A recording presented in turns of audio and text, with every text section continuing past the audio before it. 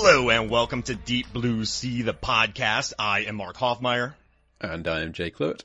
And joining us to drop some hot takes, it's Billy Business. Hey, what's going on, guys? I'm really excited to be here for this one. Hey, so you almost got into a fist fight because of this movie. Dude, and you know what the craziest part is? I hadn't even seen the movie when I got into a legitimate, shoving argument over the lyrics of Deepest Bluest. Oh, I would love it, right? Cops pull you over. There's two guys just all banged up. They look like after the fight from They Live, just absolutely exhausted. What was the fight over? You know, like a woman, this, no, it's Deep Blue Sea. And the cop's like, okay, fair enough. You guys can go. Yeah. I was in 7th grade when this movie came out, and I had the soundtrack, but I wasn't allowed to see the movie. I wasn't allowed to see R-rated movies until maybe like a year or two later. But for some reason, I had the soundtrack. Couldn't tell you why. I can't remember. But I loved the LL Cool J song, and I was like, white boy rapping it at school. And I said, my hand is like a shark's fin. And I remember Patrick said, it's my hat. I was like, Patrick, you're an idiot. Why would he be singing about a hat in the water? That doesn't make any sense. And he's like, well, what does a hand mean? I'm like, he puts his hand up over his head so it looks like a shark's fin. He's like, no, it's my hat. And we just went back and forth, and then it just got really personal. Like, of course, because you failed, you were in the bad reading group in 2nd grade, you would think it's hat. And then lo and behold, years later, I saw it lyrics.com or something. It was like, no kidding, it was hat. How weird. I also thought it was when he says the ocean is haunted, I thought he said the ocean is horny because he says it in kind of a weird, he's like, the ocean is horny. And I was like, horny? The ocean's horny? I'm really bad at lyrics, but I lost that fight in the long run. Well, it's wet.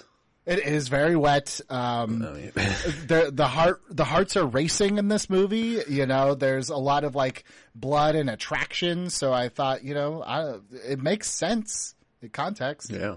Now, I know you sing this. This is your karaoke song. Do you have a hard time adjusting to the new lyrics? I think you can obscure it in a way because it's once you have lyrics in your head, as long as it fits the rhythm or the meter, just leave me alone. If it works and I'm not messing up the meter of the song, just let me have my thing. So I feel like I can say hand in a kind of accented way that I can still do it my way. Just like I could still say the ocean's horny. Now, okay, have you seen that movie About Time? Yes, love it. Which one is that one? Donald Gleason and the Amazing Bill Nighy. And also Rachel McAdams. Oh, yes. My father-in-law was Robbie. like, you have to watch this amazing science fiction time travel movie. And it was About Time. I was like, you did not sell this to me properly. But yes, I did watch it. It is so good. But I wish I had the power now to go back in time to when I was 17. I was working in a movie theater watching this movie and get into an altercation over the lyrics of Deep Blue Sea. Because I would want that on my record. I apply for a job, I'm applying for NASA, and they're like, so it says here that you got into a fist fight over the Deep Blue Sea movie. And I'm like, that's right. That's something I want. Do it again. That's something I want on my record. I also was really disappointed when I saw the movie years later. I was disappointed that the version over the credits is slightly different than the version that's on the album. And I much prefer the album version. Wow. We got to explore this, Jay. This is news to us. Yeah, I didn't know there was an album version. The album version, I feel like, and look, I watched this again last night, so it's fresh in my mind. The album version, I think, puts much more emphasis on the strings. There's also some missing kind of Bill and Ted guitar riffs in the credits version, but play them back to back. They're definitely mixed differently. This is the greatest day of my life. We're saving the song for the closing credits because that's when it's prominent. But yeah, we'll definitely have to take that out for then. I've never been happier. Yeah. Well, guys, this was a great episode. Thank you so much for having me. Okay, so this chapter, it's very brief. It's about the crew going into the elevator and then the wet entry exploding with water flooding. They close the door and they go up some stairs. Now, since this movie, we've talked about this throughout all of our episodes. There are so many doors being opened and closed. Doors are tricky. If this film teaches you anything, doors are tricky. I went through the movie and I ranked the 28 official opening and closing of doors. Beautiful. Oh, I love it. Beautiful. So now there are supercut. some moments where there's someone walking through a door, but it's already open, so I did not count that. Also, when the boarding platform gets dropped down, that's not really a door. It's like a platform. And so I could include that if you want, but I chose not to. And also when they release the tiger shark, you just see Rappaport once again hitting another button and letting loose a tiger shark. But you don't see a door opening. So there's 28 not including Yes. these. And so I went through and I ranked all of them. This rank meaning, how are you ranking? What's the qualification, the criteria? Well, Like just what best or most Okay. Oh man, plot driven? Trickiest. How I felt. Okay. Very Totally subjective ranking. Yeah. incredibly subjective. Incredible. But, you know, this will change tomorrow because I have a lot of feelings about opening and closing of doors. So I won't spend a lot of time on 28 through 10.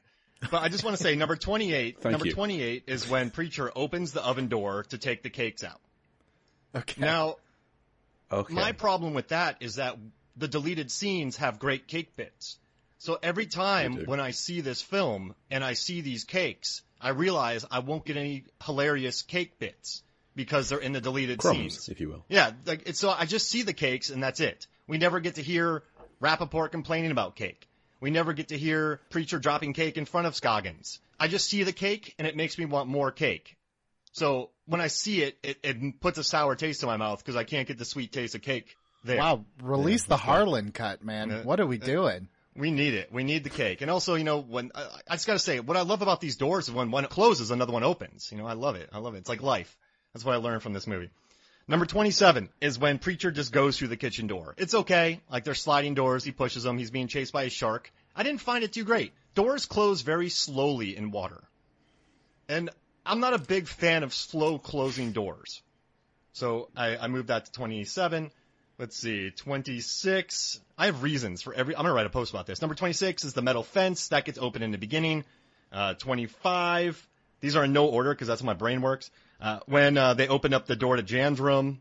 I mean, this is just a door. 24 is when they exit the wet entry. I know there's a lot of water coming in, and that's the scene we're talking about. But I was kind of feeling a little door fatigue at this time, so I ranked it really low. So this is 24. Yep. The one we're talking about today is 24. One of the pivotal door closing scenes. I was fatigued. You know how there's like superhero Okay. fatigue and Star Wars fatigue? Like I felt door fatigue.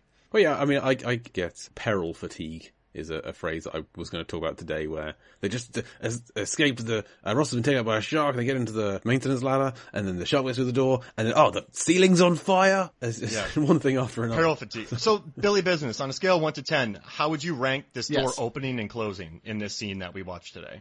I mean, this is clutch door, especially hearing your bottom half of your list. I mean, we're really scratching the surface. But here's what I will say about some of those kind of maybe blasé door openings and closings. I believe that this is smartly what you would call Chekhov's gun. You put the idea that there are lots of doors in this place early in the movie, and I don't think it's so much door fatigue as it is you're settling into the idea that, before I had all these doors, I had so many options, I had so many ways out, and by this point in the movie, we are now getting to a point where those doors are not options, so it ups the tension for me as a viewer. Oh, wow. Man, Billy. You know, you made me, I feel really bad about giving it that ranking now. I'll change it tomorrow. I'll bump it into the teens tomorrow. Right? I think it's an important moment, and also because, like Jay just said, we are now at a point where you are just coming off maybe the most iconic scene, arguably, in the entire film with Samuel L. Jackson. This is the point as a viewer where you're like, well, all bets are off now. Everything that I thought I knew was going to happen potentially is not going to happen anymore. So this scene automatically gets a bump in intensity just from what came right you're right. before. Yeah, regardless of how well the characters have gotten over Russell's very recent death, they are. I mean, giddy. it's more like I think Yeah. you're in Yes. shock. You're processing. Plus, how well did they really know this True, guy? true. Yeah. You know, He was their benefactor, and he's not around anymore, so none of them are employed anymore anyway, whether he survives or not. I mean, it's like if John Hammond dies halfway through Jurassic Park, you're like, okay, well, I still need to get out of here. Like, that sucks, but he was older. He probably lived a good life. I need to get out of here. I love how many guests bring up Jurassic Park. It's my favorite film. Before I do. There's definitely a correlation between, and I read the IMDb trivia for Deep Blue Sea after watching it last night, and I was like, this does feel very Titanic-y while watching it, and to see that they filmed it in the same place. Like, this movie does feel incestually homaged of like 4 different movies, which honestly, the best art is just homages of other great art. Oh, so now we're talking about Jurassic World and Rise of the Planet of the Apes. They slightly borrow from Deep Blue Sea. How do you feel about that?